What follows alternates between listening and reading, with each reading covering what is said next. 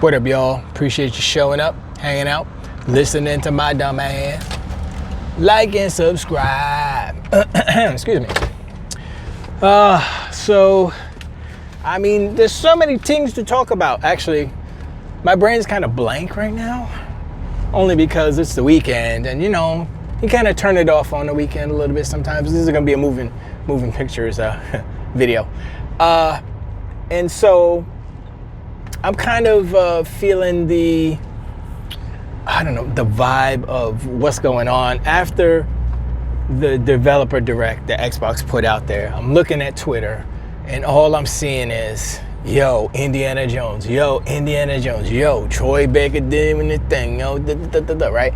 But then the haters are out there, and they're like, Troy Baker's trash, he's garbage, a traitor, or whatever. You know, it's just, it's it's kind of hilarious when you see the fanboys have nothing of substance to really argue against or about, and they go and just, you know, try to defame people or whatever.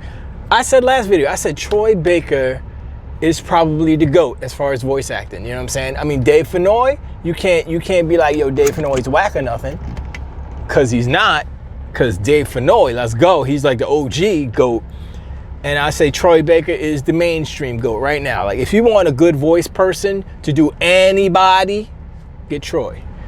I mean, and it's also the quality of the game, because he was in Avengers. I think he was either David Banner, or was it Bruce or David? I don't know. He was either the Banner or he was Iron Man. I can't remember which one he was, but it was, the game itself was like, meh. It was like, meh. You know, it wasn't all that. And so, you know, nobody really paid attention to it, because the game was kind of meh. But in Death Stranding, which was mixed, you know, but he got his own, like, original character, OC, and it looked like him, and it was cool. And also he did the voice for what was it? What game was that? It wasn't The Darkness. It was I forgot what game. He was like, he did all that. I was like, that's pretty cool too. And then he did Indiana Jones. I know I said this last video, but dude, I'm still not over the fact that that fool is that good. And so, I mean, I was a tertiary fan before. I was like, all right, he's cool, yeah, let's go, you know, whatever. Mainly doing Sony games, or, you know, some third party. Now he's doing some Xbox games. I'm like, all right. But the thing about this one that's different is that it's hard. Like, Harrison Ford is Harrison Ford. Nobody else sounds like Harrison Ford, right? And when you do a bad Indiana Jones / Harrison Ford, you're like, not quite, right? When he did it, I was like, yo. And like I said, it elevated my awareness of him, not awareness, but my fandom of him. And I gained mad respect for him as an artist.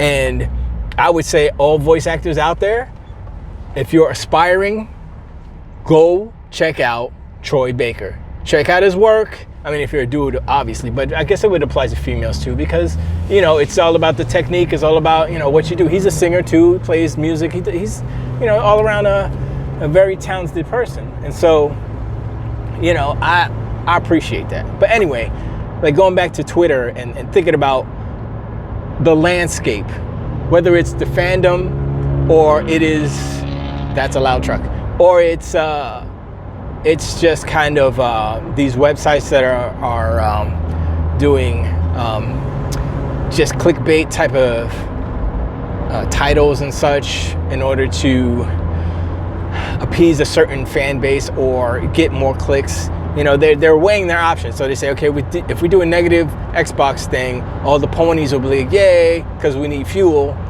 for this war. And then the Xbox dudes will be like, nah, y'all stupid. So we get clicks on both sides, basically. But if they do a positive Xbox video article, will the PlayStation fans go in and try to be like, nah, that's garbage, whack, or they're just gonna ignore it? You know, that's the thing. And so when I'm looking at these websites that are doing that, I am looking at it not as, oh, there's a bunch of ponies that work at, you know, IGN or whatever. I'm looking at it in the lens of their, like, financial dudes who are like, bottom line, we need money, we need some clicks. And that's why they're doing it. And so as much as I hate it, and as much as I don't like what they're doing, I understand why they're doing it. And, you know, it's part of what social media has born. And that's, you know, the rhetoric and the warring and I mean, tribalism's been around way before the internet, obviously, but, you know, it's something that we need to realize, recognize, and I guess tolerate. But once again, there are always sites out there that don't do that. Some, like, for instance, Digital Foundry. Some people say, oh, they're ponies or blah, blah, blah. But I would say they're the most even keeled because they go off of data for the most part. Now, like John Linneman, he is less of an Xbox fan, I believe. He's definitely on the side of physical media. So anybody who does anything that's anti-physical media, he's not down with. So, you know, they have certain preferences, and so I recognize that, and I don't fault them for that. I still look at their stuff. So, you know, but it's not like they're blatantly lying about things, you know. And they try not to. And if they're wrong about something, they go to correct it and stuff like that. For the most part, you know, human. Maybe they make mistakes. Who knows? So, you know, always remember, for all the donkey unicorns and the ponies out there, there are actually legitimate websites out there. Even though they may prefer PlayStation, they're still not a pony. They're still not a donkey unicorn. They still won't do the inflammatory or sensationalized titles and articles in order to get hits, because that's not what their fan base and that's not what their site is built on. Their site is built on the personalities that are there, like Giant Bomb, for instance. We go to Giant Bomb because we like all the Jeffs. Jeff Bakalar, Jeff Grubb, Dan Reichert, even Mitch, Mike Minotti, all of them. We like them all because of their personalities. And they like all games. They're not just like, oh, I hate PlayStation, oh, I hate Xbox. Long story short, too late. Well, you know, like I said, thinking about the industry and the fanboys and all these things, and that just totally wrecked, you know, the expectations of, not wrecked the expectations, but it gave it all these things that Xbox are doing as far as these developer directs and all these things. They're slowly but surely cementing their move, their purpose. And what is Sony doing? They have their third-party games, right? They're like, oh yeah, we got Helldivers 2. It's like, really? That's okay.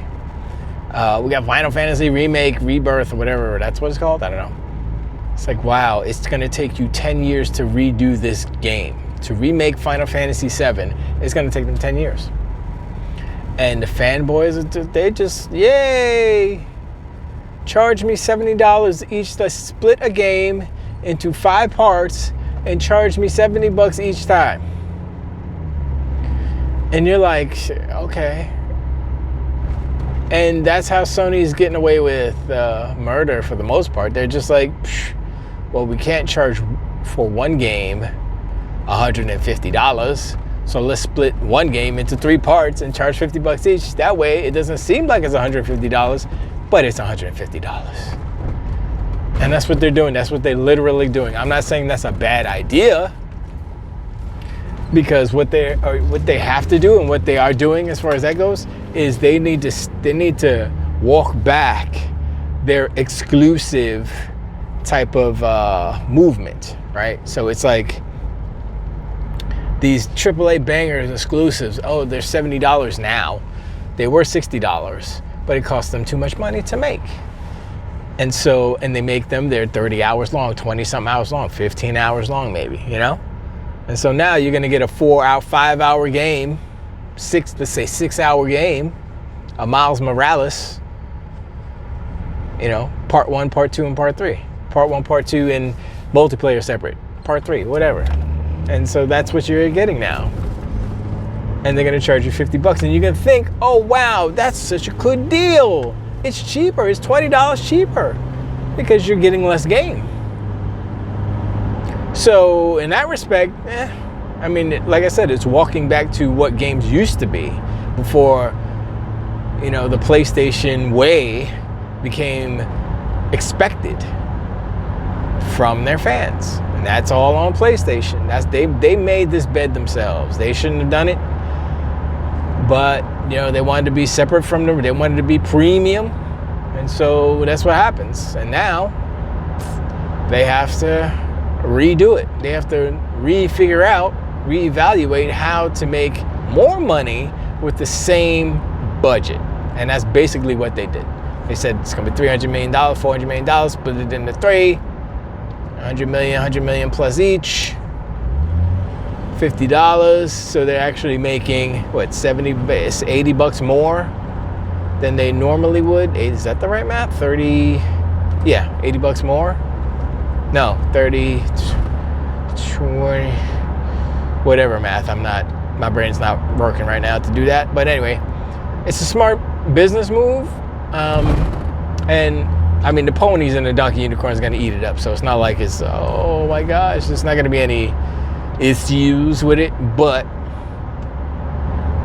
you know, do you think Xbox would follow suit and do that? Or I think what Xbox is going to do is keep making games that aren't these big, giant, over-budget monstrosities. Basically, they like Hellblade is going to be what, 9 hours long, something like that, 8-9 hours long, just like the first one. Hellblade, you know, Hellblade 2 is going to be that way too. And so I'm like, okay, cool, because I don't know how much of that I can take. I don't want to take 20. And I heard somebody, I think it was Wombat or somebody, and they were talking about God of War. Was it Ragnarok? It might have been Ragnarok. And he was like, yeah, at like 10 hours, I was ready to go. I was done. I was, you know. And I'm like, yeah, because they padded the game to make it longer, to make it seem like it's worth that premium dollar price. And that's why these shorter games aren't as expensive. Because if they could get away with charging $70 for these part 1 and part 2 and multiplayer, they would. But they're not going to do it. They could charge $70 for part 1 and part 2 and then charge the multiplayer like $40. Take 10 off. And that way you make, what do you make? 40 bucks more than what you, is that right? 140 plus, yeah. 140 plus that's 210 as opposed to 150. So $60 more they would make. And people would buy it. So I don't know, man. It's great. Whatever. I don't know. Let me know in the comments below what you think about all these different reactions of the developer direct. You know, the ponies and the donkey unicorns trying to diss Troy Baker. Come on, son. The GOAT, the living GOAT. Let's go.